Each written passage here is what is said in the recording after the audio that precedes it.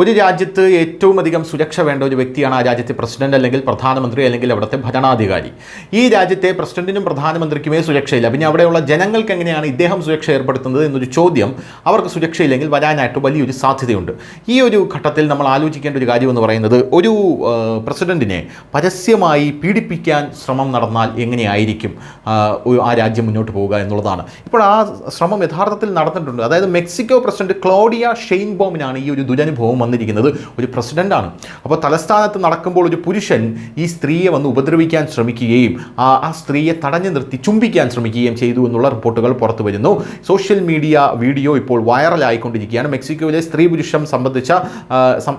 സുരക്ഷ സംബന്ധിച്ച ഒരു വലിയ വിഷയമായിട്ട് ഇപ്പോൾ ഇത് ഉയർന്നു വന്നിരിക്കുകയാണ്. അതായത് ഇത് ആ ഗവൺമെന്റിനെ തന്നെ പിടിച്ചുലയ്ക്കുന്ന രീതിയിലാണ് ഈ വിഷയം മുന്നോട്ട് പോകുന്നത്. ഈ വിഷയത്തിൽ പ്രസിഡന്റ് ക്ലോഡിയ പോലീസിൽ പരാതി നൽകിയിരിക്കുകയാണ്. ഈ രാജ്യത്തിന്റെ പ്രസിഡന്റിന് ഇങ്ങനെ സംഭവിക്കാമെങ്കിൽ സാധാരണ പെൺകുട്ടികളുടെ സുരക്ഷ എവിടെയാണെന്നുള്ള ചോദ്യം ഉയരുന്നു. ഞാൻ ആദ്യം പറഞ്ഞില്ലേ, ഈ ചോദ്യം തന്നെയാണ് അവിടെ വീണ്ടും ഉയരുന്നത്.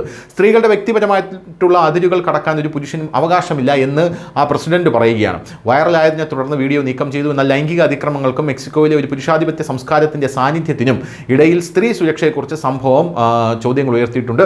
മെക്സിക്കോയുടെ ആദ്യ വനിതാ പ്രസിഡന്റ് ക്ലോഡിയ തന്റെ സുരക്ഷാ ക്രമീകരണങ്ങളിൽ ഒരു മാറ്റവും വരുത്തില്ലെന്ന് വ്യക്തമാക്കി.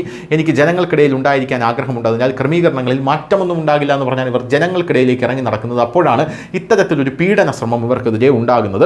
ചൊവ്വാഴ്ച പ്രസിഡന്റ് ഷെയിൻബോം നാഷണൽ പാലസിൽ നിന്ന് മെക്സിക്കോ സിറ്റിയിലെ ചരിത്രപ്രസിദ്ധമായിട്ടുള്ള ജില്ലയിലെ വിദ്യാഭ്യാസ സ്ഥാപനത്തിലേക്ക് നടന്നു പോകുമ്പോഴാണ് ഈ സംഭവം ഉണ്ടായത്. വീഡിയോ പ്രകാരം സുരക്ഷാ സംവിധാനങ്ങളുടെ അഭാവത്തിൽ ഒരു മധ്യവയസ്കൻ അവരെ സമീപിച്ച് സ്പർശിക്കുകയും അവരെ കെട്ടിപ്പിടിച്ച് ചുംബിക്കാൻ ശ്രമിക്കുകയും ചെയ്തു. എന്നിരുന്നാലും ഷെയിൻബോം ഉടൻ തന്നെ കൈ നീക്കം ചെയ്യുകയും അദ്ദേഹത്തിന് ജീവനക്കാർ ഇടപെടുകയും ആക്രമി മദ്യപിച്ചിരുന്നുവെന്നുമാണ് ഇപ്പോൾ ഷെയിൻബോമിന് കിട്ടുന്ന റിപ്പോർട്ടുകൾ എന്ന് പറയുന്നത്. ന്യൂസ് ഡെസ്ക് ന്യൂസിന്റെ മലയാളം.